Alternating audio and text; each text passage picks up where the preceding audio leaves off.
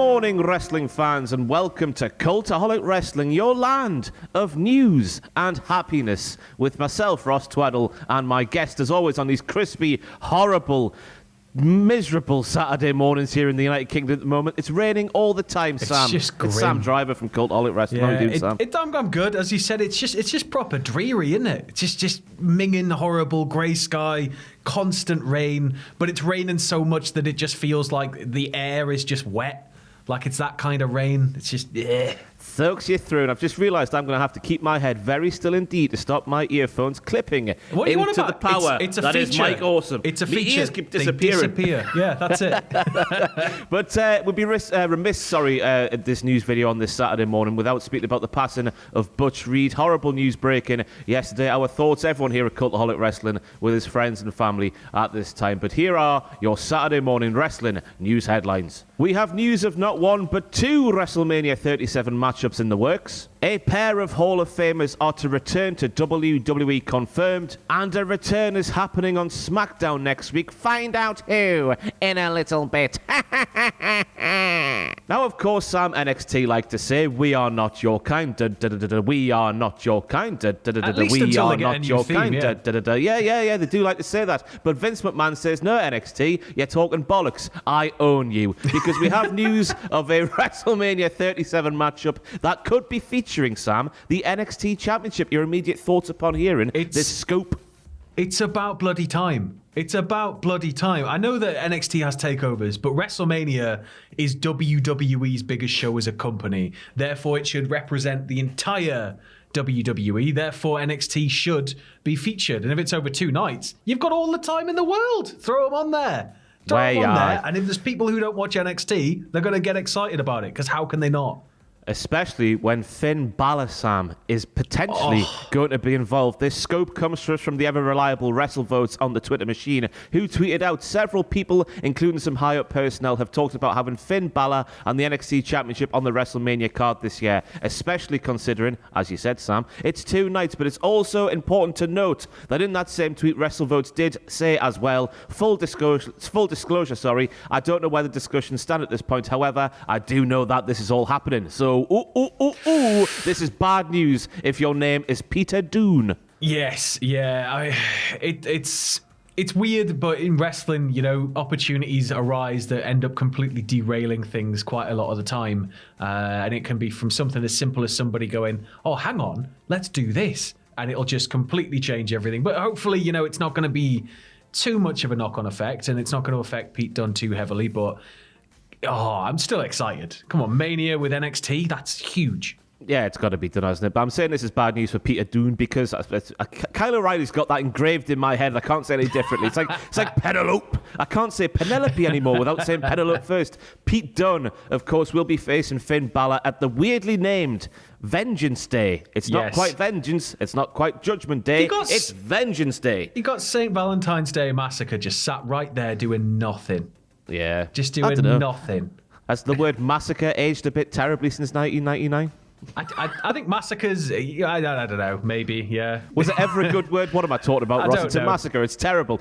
So that happens on Valentine's Day, February the 14th, by the way, Sam, in case you didn't know when Valentine's Day was. So, of course, WrestleMania happens after that. So you would assume that Finn Balor will retain the NXT Championship in that match and then go on to WrestleMania to face, Sam. Could it be Edge? Because he was on this week's NXT. He was saying, well, NXT got my passion back. NXT is the reason one of the main reasons I'm back doing the wrestling here today. Finn Balor, I'm coming for you. Pete Dunne, I may be coming for you as well. And of course, long-time fans of the ENC Pod of Awesomeness back in the day. You ever listen to that? They will know that Edge is a massive fan of Finn Balor because week on week, he would just big up how fantastic Finn Balor was. So this is a match that potentially could happen, Sam. Well, I mean, even on SmackDown last night, Edge came out to sort of make his choice, and Roman wanted to know if he was going to choose to face him and everything. We never got a definitive answer, but the way in which he says it, he's like, and now I have a choice to make after winning the Royal Rumble. Do I choose Drew McIntyre?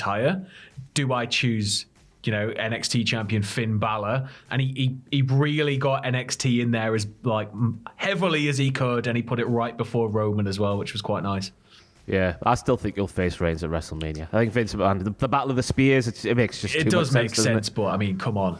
Oh. Yeah. Just do it on 2 nights. Two matches. Two matches, yeah. Why not? Put Edge on everything. let's get this sort of ill will that's building towards Edge that I'm seeing on my timeline. I don't know about you. Let's just ramp that up even more. It's weird how things have changed so quickly when it comes to fan perception, by and large, when it comes to Edge.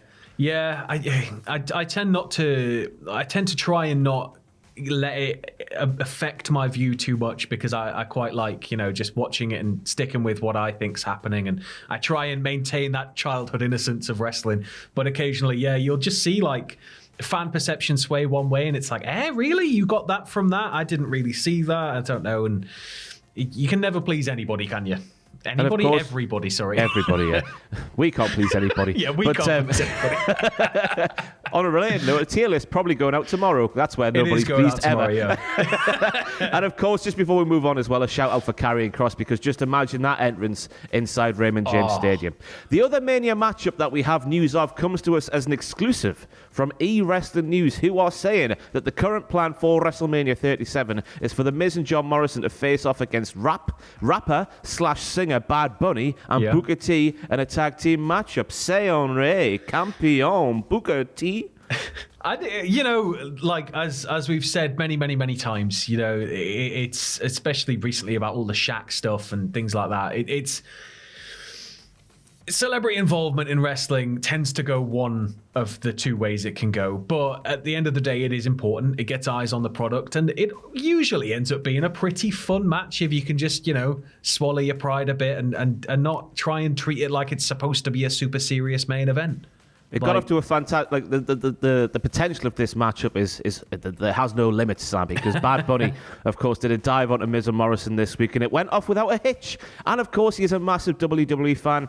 E-Wrestling News are also saying that Bad Bunny is currently training at the Performance Center in Orlando. The idea of the tag team match is obviously so Bad Bunny can just tag out and Booker T can do most of the heavy lifting on their side of things. So I'm just thinking he's training. He's going to put in the time, presumably. He is a big name. I know we might not know too much about him because we're over here in the United Kingdom. But look at everything he's involved with on the social media platforms on WWE. His numbers compared to the rest of the stuff on there, it's night and day. He's just a big name. And getting involved in WrestleMania, if he's committed, why not? It could be a lot of fun. Well, that's it. We just got to sort of let it fall however it falls. Because you got some celebrity involvement like Snooki, fine. You've got some like Pat McAfee. And it's great. Yeah. And that's the thing. Hopefully, if he's training, as you said, it shows he's determined and we're going to get a good one out of it. But the question is, did Vince have to do the dive for him before he did it this week? Imagine Miz and Morrison catching Vince McMahon falling from a very... You'd be terrified, wouldn't you? Anything even remotely goes wrong. You accidentally drop him too much or his leg touches the floor. You'd be so angry with yourself, wouldn't you? You've frozen. Oh no, where have you gone? What's happening? No, I'm all alone. There he is. I'm back. I've just been speaking about politics very quickly, the bloody Tories there. What are they like, mate? I was just screaming, I'm alone. My internet's dropped out in here so many times and I'm on my own inside this office. It's terrible. It might be your Wi-Fi card. That happens on mine from time to time. BT. Let's just blame BT. Anyway, where did we get to? We got to, Hall of Famers are returning to WWE confirmed. Sam, get up out of your chair and you can look, but you can't touch. All of that stuff. You know what we're talking about now. The Bella Twins, who of course are WWE Hall of Famers. They were a part of the 2020 class of the Hall of Fame that got sort of scrapped, but it's still a thing. It might happen this year. It might not happen this year. Who knows? But what we do know is they're in the Hall of Fame, whether it be a ceremony or whether it not be a ceremony. And Dave Meltzer is saying they are coming back and there's nothing we can do about it. Dave Meltzer penned in this week's Wrestling Observer newsletter. Nikki and Brie Bella said they would be returning to WWE. They said the announcement of WrestleManias in Dallas and Los Angeles, along with having the women's tag team titles, that's the reasons that they're coming back.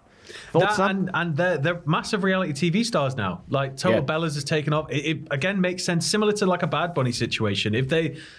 if there's an opportunity to get them back in, and we know they can wrestle, I mean, come on, they've been around long enough. They're Hall of Famers, and you've got that draw, the fact they're coming back for the wrestling fans that enjoy them. You've got, the fact they're a Hall of Fame team, which lends credence to them when they do come back, and they eventually probably win the belts. And you're going to pull in people that maybe watch their show, but don't really watch weekly wrestling. So you might start pulling in people for Raw, SmackDown, wherever they're going to be doing their build.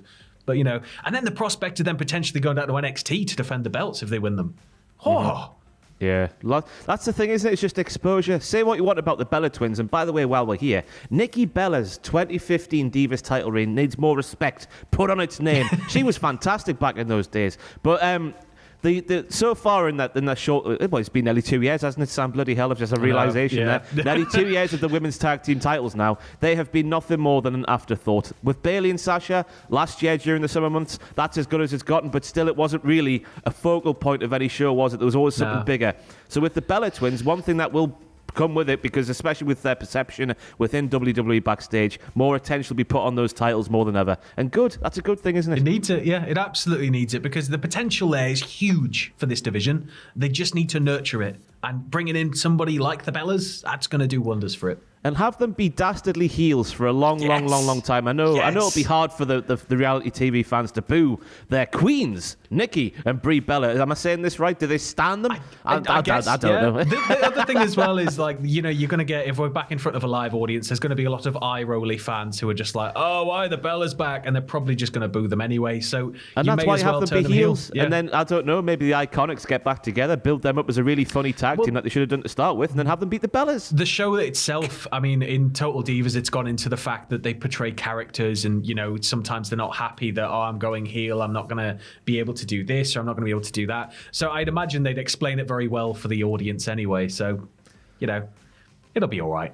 It'll be okay. Don't worry about everybody. But now we have a return ahead of next week's SmackDown. It was announced for next week's SmackDown. The return of Seth Rollins. We have no idea what he'll be doing. The return of Seth Rollins is all we saw on last night's SmackDown. Of course, Rollins has been, he was missing from Survivor Series 2020. He made his big return at the Royal Rumble event last Sunday. He entered number 29. He eliminated Christian. You bastard, Seth Rollins. You no good prick. He eliminated Daniel Bryan. You arsehole, Seth Rollins. And he eliminated Riddle before getting thrown out himself by Edge.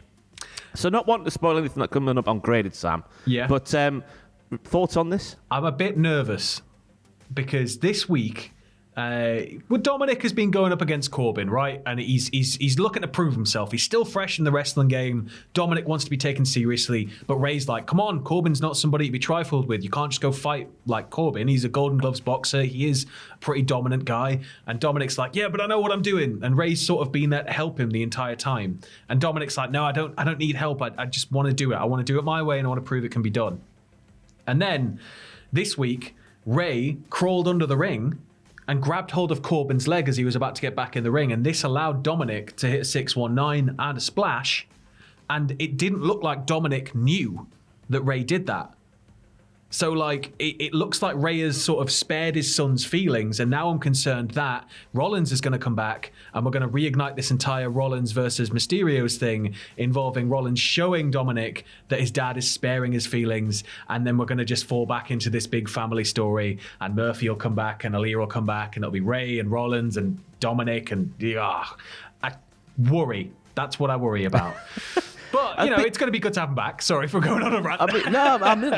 It's it is. I guess worrying is the right word. But then again, they could just tell a better story than they did last year. Well, this is it. Because they're all talented people. They could do some good stuff. Or I miss Dominic doing this. I miss Dominic going, go under the ring, Dad. When I was watching, I could be completely blowing this out of proportion. But so we'll have to wait and see what's coming. But Seth Rollins is returning to SmackDown next week. Any more headlines from SmackDown you want to quickly touch on? We had two.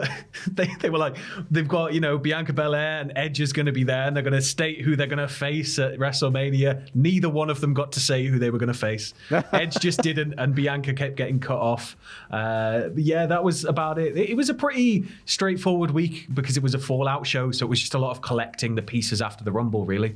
And of course, Graded with Sam will be on this channel later today. I'll be back with the WTF moments, and then I'm going on holiday for a week, and I can't bloody wait to do nothing but walk and eat nice food. It's going to be fantastic. But we end today with some a big revelation from Jim Ross in the latest episode of Grilling JR.